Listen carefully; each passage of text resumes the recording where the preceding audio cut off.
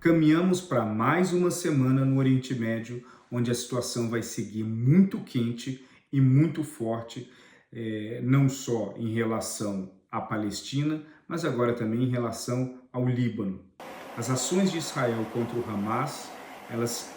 tiveram um impacto extremamente forte e algo similar que vem avançando no Líbano em relação ao Hezbollah demonstra que o processo vai ser muito similar em termos de demonstrar o máximo da sua capacidade e da sua força.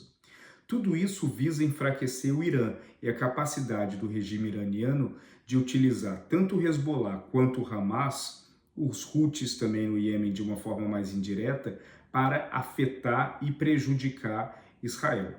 Agora, o que é muito importante levar em consideração é o papel dos Estados Unidos nesse jogo.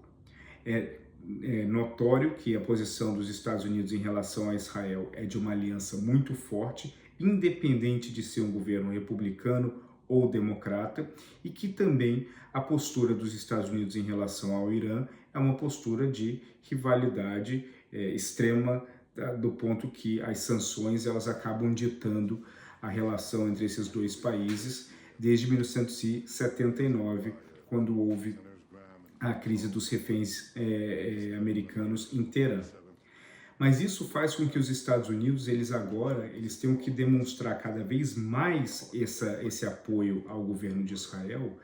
principalmente por conta das frentes múltiplas que o governo israelense está tratando em relação ao Hezbollah e ao Hamas. O governo de Joe Biden ele já vem há algum tempo tentando convencer o governo de Benjamin Netanyahu a, pelo menos, estar um pouco mais aberto à possibilidade de negociação de um cessar-fogo.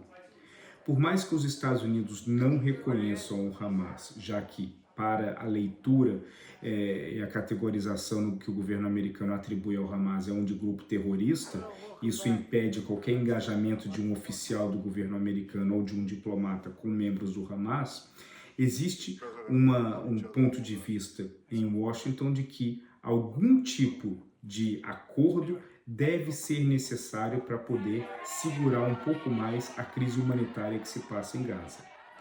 À medida que Israel avança no Líbano contra o Hezbollah e não deixa o Hamas, obviamente, de lado, o governo americano, por meio do Joe Biden, vem colocando um pouco mais de pressão desse tema em cima de Netanyahu. Ao mesmo tempo que coloca essa pressão, o governo de Joe Biden segue apoiando de uma forma muito clara o governo de Israel, como a aliança indica já há muito tempo, inclusive ajudando no processo da implementação e na execução do Iron Dome, a bateria antiaérea que o governo de Israel usa para conter os milhares de mísseis que partem não só do Hamas e do Hezbollah, mas recentemente do próprio Irã. Isso traz um elemento muito importante para a eleição americana, que essa postura do governo, que ora argumenta e demonstra um apoio incondicional a Israel e ora tenta trazer algum tipo de sugestão para que um cessar-fogo seja desenvolvido, isso acaba impactando muito a postura do eleitor americano.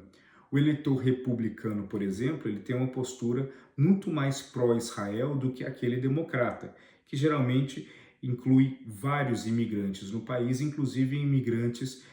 muçulmanos que enxergam as ações de Israel em cima de Gaza como ações criminosas. Então, tudo isso coloca um peso e uma pressão muito grande em cima dos democratas, que eles, por um lado, não vão abrir mão de todo o apoio e de toda a aliança que eles têm com Israel, mas, por outro lado, que os Estados Unidos têm com Israel, mas, por outro lado, também os democratas desejam chegar a algum tipo de solução e isso representa também parte do desejo do seu eleitorado.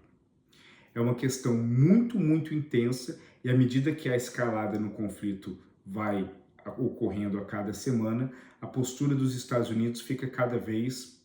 mais importante e esse questionamento fica cada vez mais aberto à medida que nós nos aproximamos da eleição americana no dia 4 de novembro. Importante ver o que vai acontecer. Um abraço a todos.